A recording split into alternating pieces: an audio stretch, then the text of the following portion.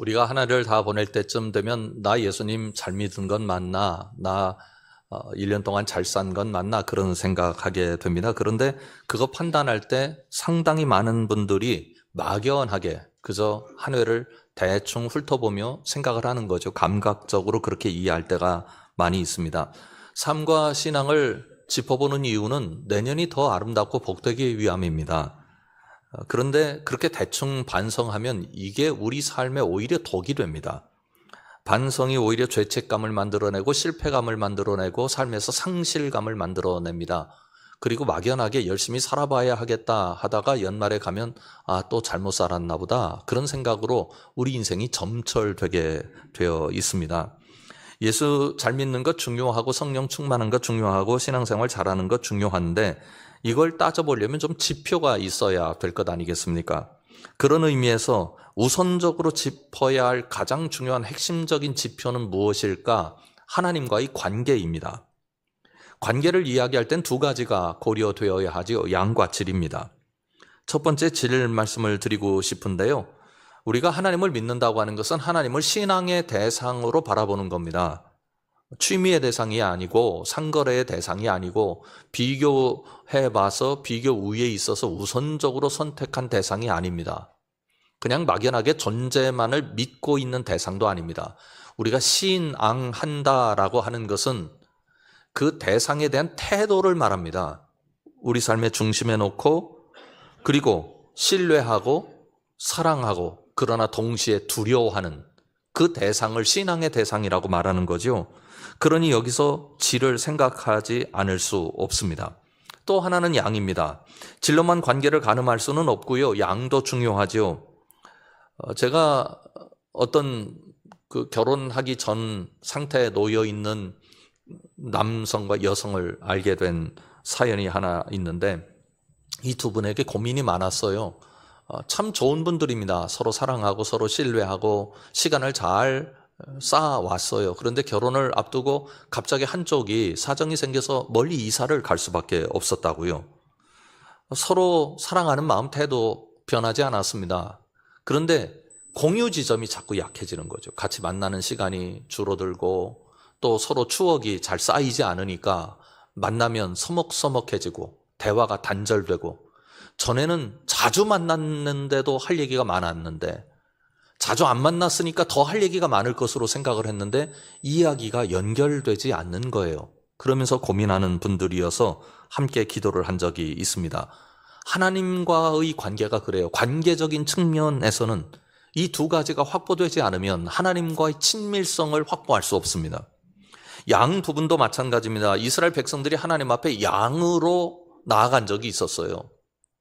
엄청난 재물을 만들어서 하나님 앞에 바칩니다. 그런데 하나님이 그것 때문에 대노하세요. 이사야 1장 11절부터 13절에 나타난 말씀을 보면 알 수 있습니다. 여호와께서 말씀하시되 너희의 무수한 재물이 내게 무엇이 유익하뇨? 나는 순양의 번제와 살찐 짐승의 기름에 배불렀고 나는 수송아지나 어린 양이나 순염소의 피를 기뻐하지 아니하노라. 너희가 내 앞에 보이러 오니 이것을 누가 너희에게 요구하였느냐? 내 마당만 밟을 뿐이니라. 헛된 재물을 다시 가져오지 말라. 분향은 내가 가증히 여기는 바요. 월삭과 안식일과 대회로 모이는 것도 그러하니 성회와 아울러 악을 행하는 것을 내가 견디지 못하겠노라. 제사의 양, 재물의 양을 하나 이야기하고요. 모이는 숫자를 얘기합니다. 둘 다가 충분한데 하나님이 견딜 수가 없대요. 왜 그런 것일까요? 반대로 솔로몬이 왕이 된 후에 성전을 건축합니다. 그리고 하나님 앞에 제사를 했는데 그 제사의 내용을 보면 상상이 되지 않을 정도로 어마어마합니다. 열왕기상 8장 62절 이하의 말씀을 보십시오. 이에 왕과 및 왕과 함께한 이스라엘이 다 여호와 앞에 희생제물을 드리니라. 솔로몬이 화목제의 희생제물을 드렸으니 곧 여호와께 드린 소가 2만 2천 마리요 양이 12만 마리라. 이와 같이 왕과 모든 이스라엘 자손이 여호와의 성전에 봉헌식을 행하였는데 그날의 왕이 여호와의 성전 앞들 가운데를 거룩히 구별하고 거기서 번제와 소제와 감사 제물의 기름을 드렸으니 이는 여호와의 앞 놋 제단이 작음으로 번제물과 소제물과 화목제의 기름을 다 용납할 수 없습니다. 상상이 되십니까? 이 어마어마한 제사를 하나님 앞에 올렸는데 하나님이 무척 기뻐하셨습니다. 왜 그럴까요? 무엇이 문제이고 무엇이 하나님 앞에 기쁨이 되었을까요? 그것은 친밀성입니다. 하나님과 어떤 관계 속에서 행하느냐, 이것의 문제였습니다. 우리가 기도 열심히 하자는 생각을 합니다. 해마다 연초가 되면 올해는 기도하고 살아야지. 그런데 이제 연말이 되면 언제나 그래요. 올해 기도 못했네. 또 내년에 그렇게 각오하실 거예요. 기도 열심히 해야지. 그리고 연말이 되면 못했네. 이게 왜 그러냐면 구체적인 계획을 실행하지 않기 때문입니다. 구체적인 계획을 세우지 않으면 기도 안 하겠다는 이야기와 다를 게 없습니다. 어떤 분은 하루에 얼마를 기도하느냐 굉장히 중요시 여기는 분들이 있어요. 기도의 길이를 중요시 여깁니다. 그런데 사실은 길이보다 횟수가 더 중요합니다. 빈도가 높다고 하는 것은 어떤 의미냐면 일상적이라는 거예요. 하나님이 내 일상에 들어왔다. 하나님은 특별한 분이시기도 하시지만 우리와 동행하길 원하십니다. 일상에 하나님이 고려되고 일상에 하나님을 생각하고 일상에 하나님을 기억하고 일상에서 하나님을 따르는 것, 하나님께서 가장 귀하게 여기시는 신앙의 모습이죠. 그래서 관계 횟수가 중요합니다. 빈도를 높여야 되는 거죠. 그래야 관계 질이 확보됩니다. 오늘 주신 말씀을 통해서 우리가 그걸 잘 알 수 있는데요. 말씀은 이렇게 시작합니다. 1절부터 3절까지 말씀 보십시오. 아이 사무엘이 엘리 앞에서 여호와를 섬길 때에는 여호와의 말씀이 희귀하여 이상이 흔히 보이지 않았더라. 엘리의 눈이 점점 어두워 가서 잘 보지 못하는 그때 그가 자기 처소에 누웠고 하나님의 등불은 아직 꺼지지 아니하였으며 사무엘은 하나님의 궤에 있는 여호와의 전 안에 누웠더니, 사무엘은 아주 어려서부터 하나님을 섬기는 제사장으로서 성장을 해왔습니다. 사사로서 성장을 하기도 한 거지요. 그래서 성전 안에 있었습니다. 그 이유는 그의 어머니 한나의 서원 기도 때문입니다. 사무엘상 1장 11절을 보면 이렇게 말씀해요. 서원하여 이르되 만군의 여호와여, 만일 주의 여종의 고통을 돌보시고 나를 기억하사 주의 여종을 잊지 아니하시고 주의 여종에게 아들을 주시면 내가 그의 평생의 그를 여호와께 드리고 삭도를 그의 머리에 대지 아니하겠나이다. 소위 나실인의 서원이라고 합니다. 서원이라고 하는 것은 하나님께서 지시하지 않으셨음에도 불구하고 본인이 자청해서 하나님께 드리겠습니다라고 이야기할 때 성립되는 개념입니다. 한나가 사무엘에 대해서 서원했어요. 그래서 하나님께 드려야 하는 대상이 된 것입니다. 그때 한나가 보였던 모습은 참 아름답습니다. 경이롭기도 하고요. 사무엘상 1장 21절 이하를 보면 이런 기록이 있습니다. 그 사람 엘가나와 그의 온 집이 여호와께 매년제와 서원제를 드리러 올라갈 때 오직 한나는 올라가지 아니하고 그의 남편에게 이르되 아이를 젖대거든 내가 그를 데리고 가서 여호와 앞에 뵙게 하고 거기에 영원히 있게 하리이다 하니, 그의 남편 엘가나가 그에게 이르되 그대의 소견에 좋은 대로 하여 그를 젖대기까지 기다리라. 오직 여호와께서 그의 말씀대로 이루시기를 원하노라 하니라. 이에 그 여자가 그의 아들을 양육하며 그가 젖대기까지 기다렸다가 젖을 뗀 후에 그를 데리고 올라갈새 수소 3마리와 밀가루 1에바와 포도주 1가죽부대를 가지고 실로 여호와의 집에 나아갔는데 아이가 어리더라. 한나가 아름다운 이유는 2가지 때문입니다. 하나님 앞에 드리겠다고 그랬잖아요. 그런데요, 한나가 이 아들을 어떻게 얻었습니까? 그 당시에 여성이 아이를 낳지 못한다고 하는 것은 이 여성의 존재 이유가 없어지는 것과 똑같습니다. 폐기되는 거예요. 인간 폐기요. 그런데 하나님 앞에 기도해서 아이를 얻었어요. 근데 서원했죠. 드려야 합니다. 그런데 한나가 한 가지 중요한 결정을 해요. 저 아이 젖대기까지 성전에 올라가지 않겠습니다. 왜 그랬을까요? 아이 데리고 올라가면 되는 거거든요. 그런데 움직이지 않습니다. 엄마의 마음이 여기에 드러납니다. 이 아이 하나님 앞에 바친 아이인데 그 전까지는 내 품에서 결코 놓지 아니하리라. 이 아이에게 최선의 사랑과 최선의 엄마 품을 제공해주고 싶은 한 아기를 아는 엄마의 마음이 그대로 녹아 있어요. 그러나 한편으로는 단호합니다. 아까 보셨던 23절, 24절 보십시오. 24절을 보면 이렇게 돼 있어요. 23절에 그가 젖대기까지 기다리다가 젖을 뗀 후에 그를 데리고 올라갈세. 젖을 뗐어요. 그때 아이를 놓고 싶겠어요. 이제 젖댔는데 이 아이 어떻게 놔요? 그런데 그냥 들고 아이 데리고 성전으로 올라갑니다. 하나님과의 약속을 그녀는 놓치지 않았습니다. 그런데 왜 이 이야기를 도무지 이렇게 길게 쓰고 있는 걸까요? 간단한 얘기 아닙니까? 한나라는 여성이 아이를 못 얻었는데 하나님 앞에 서원 기도하고 아이를 얻은 후에 젖대기까지 데리고 있다가 성전에 바쳤다. 이러면 되는 거예요. 왜 이 이야기를 이렇게 길게 펴고 있는 것일까요?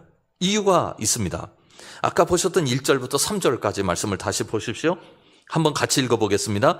아이 사무엘이 엘리 앞에서 여호와를 섬길 때에는 여호와의 말씀이 희귀하여 이상이 흔히 보이지 않았더라.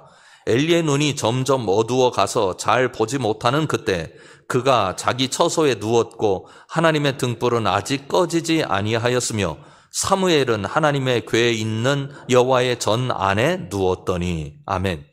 두 가지가 기록되어 있어요. 하나는 그 시대가 얼마나 암울한 시대였는지를 보여줍니다. 여호와의 말씀이 희귀했어요. 말씀이 넘치는 게 정상입니다. 그런데 들리질 않아요.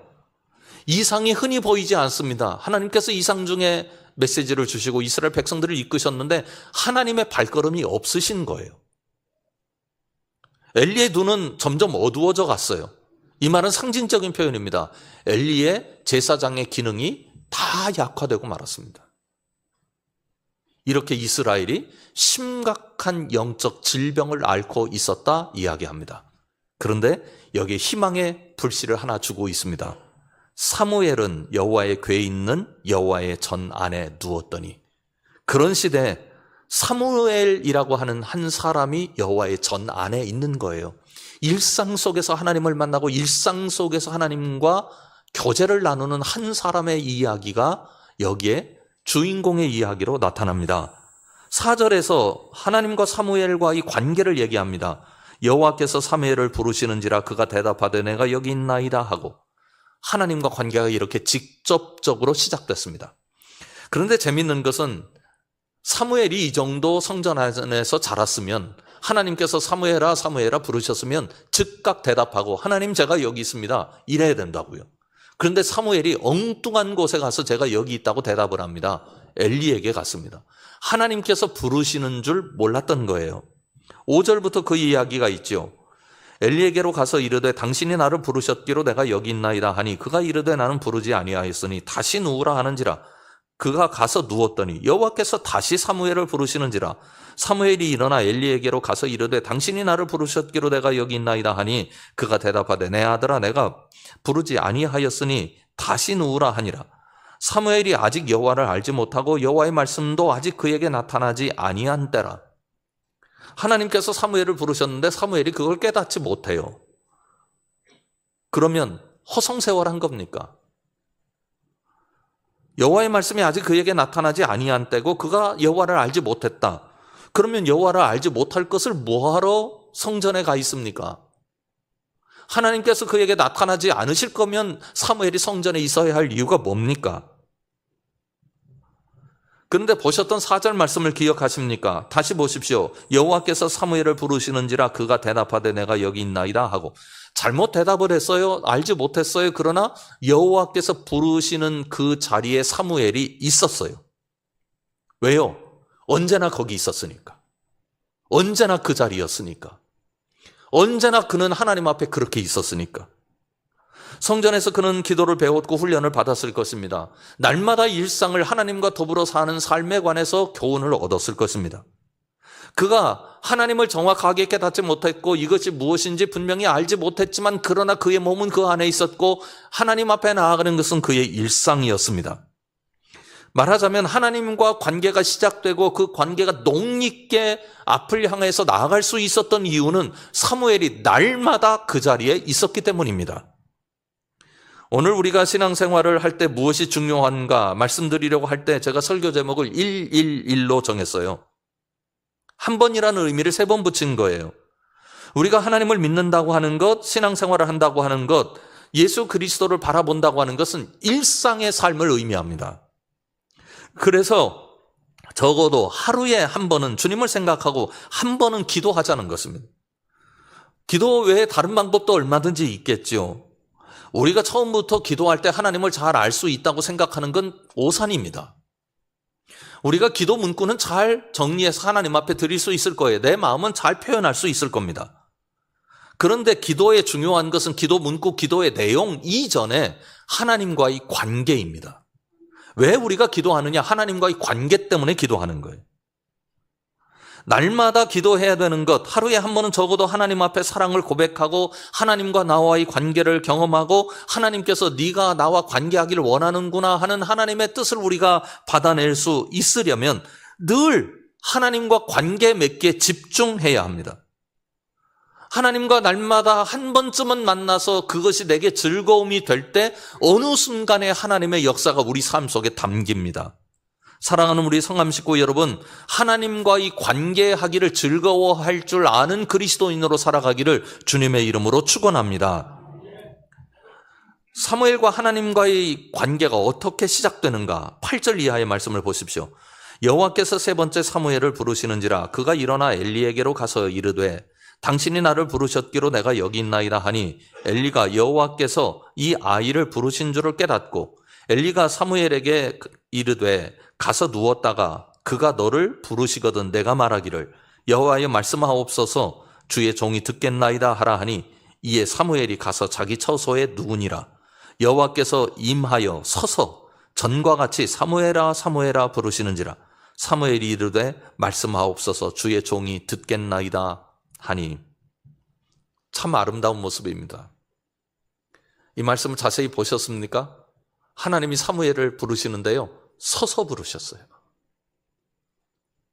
사무엘이 너무 귀하고 아름다워서 그를 사용하시려고요. 왜요? 그동안 모습 때문입니다. 하나님을 알지 못했지만 그가 하나님 앞에 어떤 태도를 가졌는지, 어떤 모습으로 서 있었던지 하나님 다 알고 계셨습니다. 하나님을 그렇게 모셨거든요. 여러분, 우리가 매일마다 하나님 앞에 나아가는 이유는 거기에 있습니다. 왜냐하면 하나님이 우리에게 언제나 마치 엄마가 아기를 돌보듯이 그렇게 우리 곁에 계시면서 우리 삶 속에서 구체적인 현실 속에서 하나씩 하나씩 다 가르쳐 주길 원하는 삶을 사는 건 아닙니다. 그런데요, 하나님이 결정적으로 도우실 때 도와주셔야 돼요. 내 인생에 하나님이 꼭 필요할 때 그 자리에 하나님 계셔야 된다고요. 하나님의 역사를 만나야죠. 그런데 이건 그때 되는 게 아니에요. 일상을 통해서 하나님과의 관계 맺기가 정상적으로 움직일 때 우리 일생의 어느 순간에 하나님의 개입의 역사가 일어납니다. 하나님이 움직이신다고요. 그때 고꾸라지면 내 인생 망가지는데 하나님이 잡아 일으키세요. 살 맛을 느끼게 하시고 살아갈 길을 열어주시고 하나님께서 세워주신다고요. 111 그렇게 어려운 건 아닙니다. 하루에 한 번은 선할 수 있잖아요. 한 번은 누군가를 축복할 수 있잖아요. 한 번은 하나님의 마음으로 겸손할 수 있잖아요. 한 번은 용서하고 이해하고 받아줄 수 있잖아요. 한 번은 성경 말씀 읽을 수 있는 것 아닙니까? 그래서 그 한 번이 쌓이고 쌓여서 하나님과의 관계를 설정하는 질이 되고 양이 되고, 그래서 어느 순간 우리 인생에 파고 들어오시는 하나님의 역사를 만날 때 우리가 기가 막히고 감동이 있고 힘이 있는 신앙생활을 해나갈 수 있는 것입니다. 사무엘에게 정말 그런 일이 일어났습니까? 11절 이하의 말씀을 보십시오. 여호와께서 사무엘에게 이르시되 보라 내가 이스라엘 중에 한 일을 행하리니 그것을 듣는 자마다 두 귀가 울리리라. 내가 이 엘리의 집에 대하여 말한 것을 처음부터 끝까지 그날에 그에게 다 이루리라. 내가 그의 집을 영원토록 심판하겠다고 그에게 말한 것은 그가 아는 죄악 때문이니 이는 그가 자기의 아들들이 저주를 자청하되 금하지 아니하였음이니라. 그러므로 내가 엘리의 집에 대하여 맹세하기를 엘리 집의 죄악은 제물로나 예물로나 영원히 속죄함을 받지 못하리라 하였노라 하셨더라. 무서운 얘기입니다. 엘리 집안이 폐기된다는 얘기예요. 그런데 하나님께서 이렇게 말씀하신 건 지금 이렇게 엄청난 두려운 일이 일어날 것이라는 것을 경고하기 위해서 하신 말씀이 아닙니다. 그 이유는 새 시대를 말씀하시기 위함입니다. 너를 통해서 내가 새 시대를 열 것이다. 그동안까지의 관계 속에서 특별하지 않은 하나님과의 관계는 엘리 제사장을 통하여 배우기도 했지만 하나님 앞에 늘 거기 그 자리에 있었던 사무엘의 신앙적 자세가 새로운 시대를 열어내는 하나님의 인물로 사용하게 만든 결정적인 요인이었습니다. 그런데 이거 기억하십시오. 일상을 통해서 하나님의 놀라운 역사를 어느 순간에 만나잖아요. 그런데 이 어느 순간에 만난 하나님의 역사는 우리 일상을 지배합니다. 내가 하나님 한번 경험하잖아요. 감동스러운 하나님 경험은요, 우리 평생을 두고 영의 양식이 돼요. 우리 영의 창고에 보물을 하나 갖고 있는 거예요. 언제든지 써먹을 수 있고 언제든지 하나님 앞에서 존귀한 그것을 내가 취하는 꼴이 된다고요. 사무엘은 하나님의 놀라운 감동의 역사 때문에 부름을 받았고 그의 일생을 순간순간 아름답게 일상 속에서 나타나시는 하나님의 뜻을 그가 순종하며 살았습니다. 그런데 여러분, 나도 그렇게 될 수 있을까? 우리가 뭐 사사처럼 사용될 사람들은 아니지 않습니까? 이 시대에 평범한 한 그리스도인으로서 우리 삶에서 주님께서 우리 삶을 얼마나 귀하게 여기시는지 내가 그 따뜻한 가슴을 기억하고 평생을 감사하고 따뜻하게 살아갔으면 하는 것이 우리의 기대입니다. 그게 얼마든지 가능합니다. 예수님의 제자들을 한번 생각을 해보십시오. 예수님의 제자들 3년을 훈련받았어요. 그런데 그냥 훈련받은 게 아니에요. 정말 그 강도, 밀도가 대단했습니다. 말할 수 없는 하나님께서 베푸시는 역사를 만났잖아요. 예수님 뭐 바다를 잔잔케 하시고 죽은 사람 살리시고 얼마나 누구도 경험할 수 없는 놀라운 역사를 경험했습니다. 그뿐만 아니라 하늘나라의 비밀을 예수님께서 알려주셔서 제자들만 그 얘기를 들었어요. 어느 때는 예수님께 대단하게 야단을 맞았습니다. 잘못 생각하고 있어서요. 교정 작업도 있었다고요. 그런데 3년을 그렇게 훈련받았는데 예수님 십자가에 달려 돌아가실 때 그 뜻을 알지 못해요. 그런데 성령님께서 그들에게 임재하셨을 때 그 뜻을 깨닫게 됐습니다. 근데 여러분, 이렇게 생각하시면 안 됩니다. 이게 다 소용없었다. 아닙니다. 3년이 쌓여서 그런 결과가 나타나게 된 것입니다. 그냥 더디다고 나는 잘 안 된다고 낙심하거나 포기하지 마십시오. 날마다 하루에 한 번은 하나님 앞에서 우리 관계를 한번 점검합시다. 그래서 여러분들 모두가 이것을 통하여 우리의 영적인 창고에 양식이 쌓이고 그게 우리 삶을 살리는 생명의 축복이 되기를 주님의 이름으로 축원합니다. 기도하겠습니다.